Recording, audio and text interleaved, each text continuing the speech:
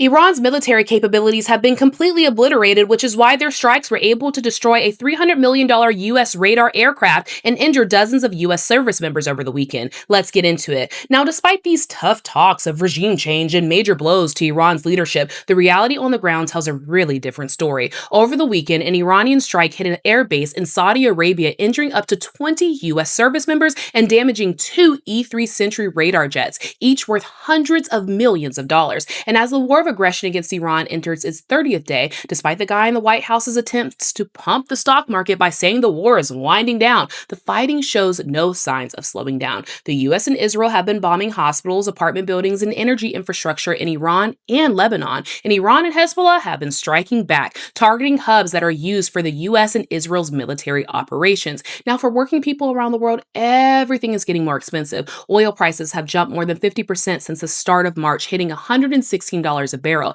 This impacts prices at the pump and even the cost of postage, with USPS putting a surcharge on packages due to the rising costs of fuel. But oil ain't the only thing costing more. In farming, fertilizer prices are spiking due to energy shortages, which makes it more expensive to grow food and raises prices at the grocery store. Manufacturing costs are also up for items like plastics, rubber, and chemicals, which rely on oil. And for travelers, airlines are facing higher jet fuel bills and will likely pass that cost to us. With each new attack by the US and Israel, the promise of a quick end to this war looks further and further away. And as we speak, more US troops are heading to the Middle East, and politicians are warning of an imminent ground invasion in Iran. And despite what you might hear, or even what you might think, Iran is still very capable of striking back.